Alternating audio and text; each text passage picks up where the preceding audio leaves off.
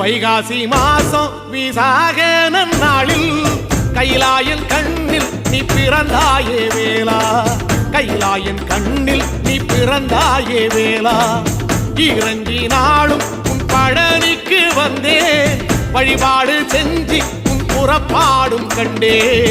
உன் பவனி தேரில் உன் புறப்பாடும் கண்டே. நடராசன் மகராசா உன் வீடு வந்தேனே, வெளியான பாலாலே அபிஷேகம் கண்டேனே.